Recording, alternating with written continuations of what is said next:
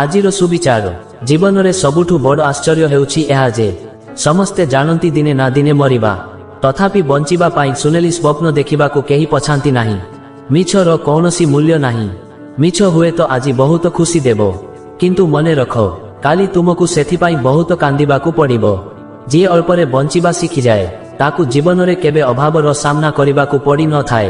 ଆଉ ଯିଏ ଯେତେ ପାଇଲେ ମଧ୍ୟ ସବୁବେଳେ ଅସନ୍ତୁଷ୍ଟ ରହେ, ଅଭାବ ସାରା ଜୀବନ ତା ପିଛା ଛାଡ଼େ ନାହିଁ। ମଣିଷ ସମୟ ପାଖରେ ହାରି ନଥାଏ, ମଣିଷ ହାରିଯାଏ ମିଛ ଅଭିନୟ ପାଖରେ। କାରଣ କିଛି ଲୋକ ନିଜର ସ୍ୱାର୍ଥ ପାଇଁ ଏମିତି ଅଭିନୟ କରନ୍ତି ଯେ ତାଙ୍କୁ ବୁଝିବା ଭାରି କଷ୍ଟ। ଅତୀତକୁ ପରିବର୍ତ୍ତନ କରିବା ଅସମ୍ଭବ ହେଲେ ଭବିଷ୍ୟତର ନିୟନ୍ତ୍ରଣ ନିଜ ହାତରେ ଅଛି। ଏହି କଥାକୁ ବୁଝି ବିଚାରି ସମସ୍ତେ ଆଗକୁ ବଢ଼ିବା ଉଚିତ। ନିଶ୍ୱାସ ଓ ବିଶ୍ୱାସ ଏକା ଭଳି। ନିଶ୍ୱାସ ସରିଗଲେ ଜୀବନ ସରିଯାଏ, ବିଶ୍ୱାସ ଉଠିଗଲେ ସମ୍ପର୍କ ଭାଙ୍ଗିଯାଏ।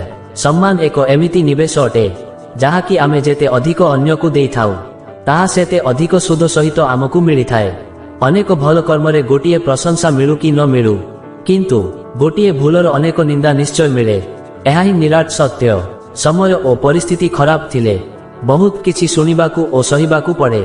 ମନେ ରଖ, ମଣିଷର ସ୍ୱାର୍ଥ ପୁରାଣ ହୋଇଗଲେ ଦୁଇଟି ଯାକ ସ୍ୱଭାବ ବଦଳିଯାଏ।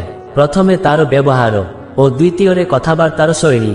ନିଜ ଜୀବନକୁ କାହା ସହିତ ତୁଳନା କରନ୍ତୁ ନାହିଁ, କାହିଁକି ନା ସୂର୍ଯ୍ୟ ଓ ଚନ୍ଦ୍ର ମଧ୍ୟରେ କୌଣସି ତୁଳନା ନାହିଁ।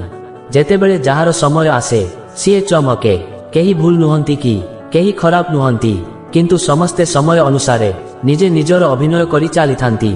ଜଣେ ଦାନୀ ଠାରୁ ଜଣେ ଜ୍ଞାନୀ ମହାନ ହୋଇଥାଏ, କାରଣ ଦାନୀ ଠାରୁ ମିଳିଥିବା ଦାନ କିଛି ଦିନରେ ସରିଯାଏ, କିନ୍ତୁ ଜ୍ଞାନୀ ଠାରୁ ମିଳିଥିବା ଜ୍ଞାନ ଆଜୀବନ ପାଇଁ ରହିଥାଏ।